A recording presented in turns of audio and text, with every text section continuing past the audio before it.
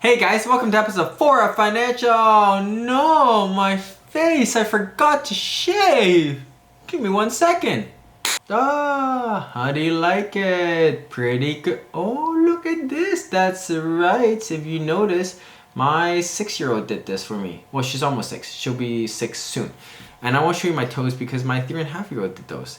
Yeah, so anyways, in this episode of Financial Dad, we're going to be talking about the 2020 recession and how I, as a small business owner, plan to navigate through everything. There's not much statistics in this one. It's just really a lot of thoughts that I'm putting out there so that I can learn from it in the future when I look back at how I thought of handling things in the present right now.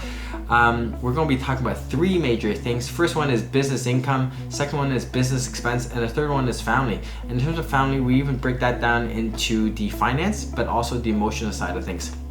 So stick around to the end. I got a wicked dad joke for you. I would really love it and appreciate it if you guys can leave me a comment, hit a like, and also subscribe to my channel. I'm a new channel. I have 5 subscribers right now, and I'm trying to reach 100 because I want youtube.com/financial dad. Hopefully no one out there is going to steal that URL from me before I get to 100. So without further ado, let's go Team Dads.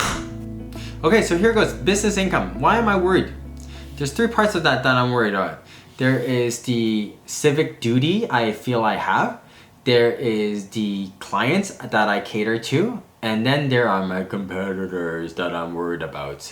So those 3 things. Why are those 3 things? So first off, civic duty. I totally understand. My city, currently in a lockdown.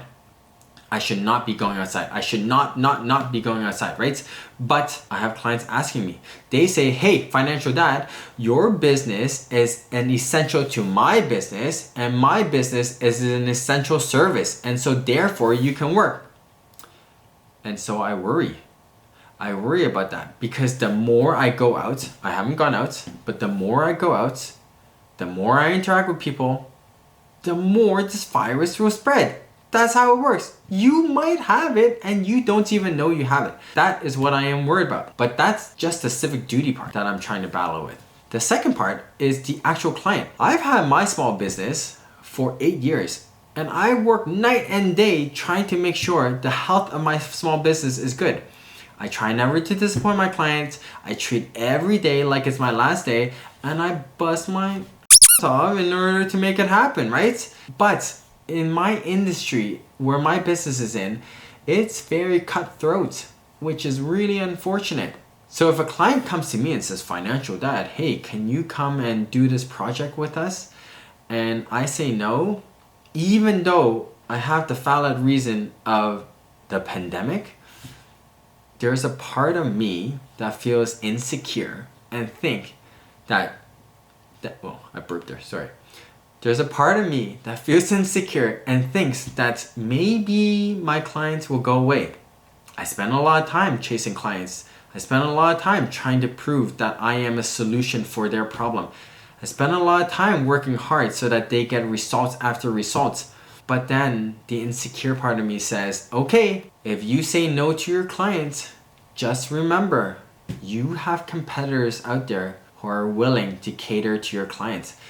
There's always going to be competitors. I get it. And I fully understand that if I feel insecure, maybe there's still that sense of security that might not happen. I see that, but I'm still a little scared. I am.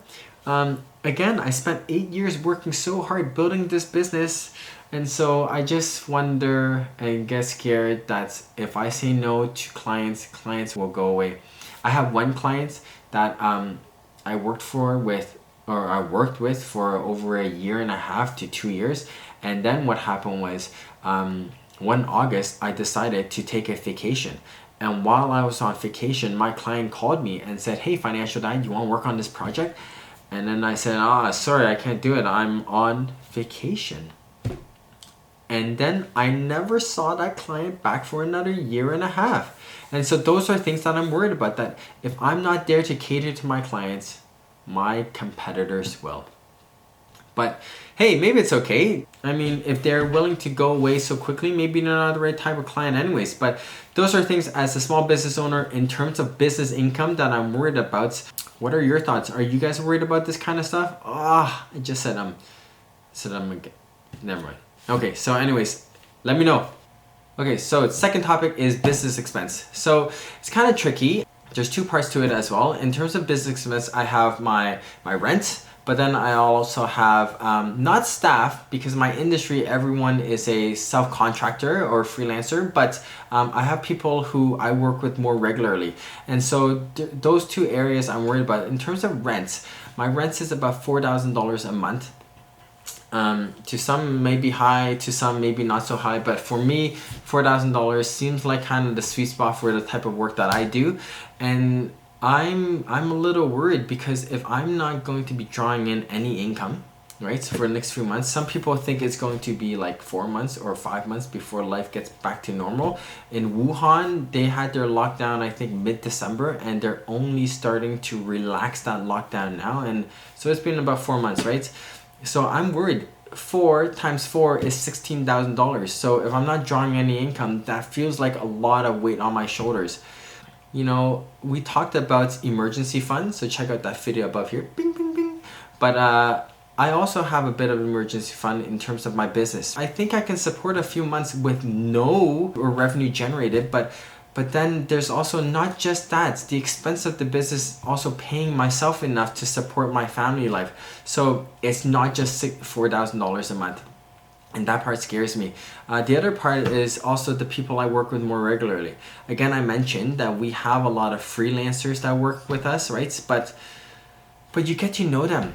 They're your friends. You go, hey, so-and-so, how's your week, right? How's your weekend? And you find out, and you're integral in their life, because we work together a lot. And so I worry about those people too, because if I'm not making money, they're not making money, right? And I feel responsible. And so I think, you know, the most ideal world is I can give them some money for tough times like this, but then at the same time, if I don't think I have enough runway for my business to survive more than 4 or 5 months, that's also a problem, right? Like, if I can't pay my rent and my business has to fold, then they don't have work anyways. And so it's really tough. I know there's a lot of the government's coming out with a lot of different programs to help small business owners, and so hopefully we all qualify for some of it, and it will help us in terms of navigating through this. But that's one thing that I'm wondering about. That's why when we go back to business income, I don't want to work, but I might consider work, because for every dollar I make, it's one less dollar I have to worry about for next month.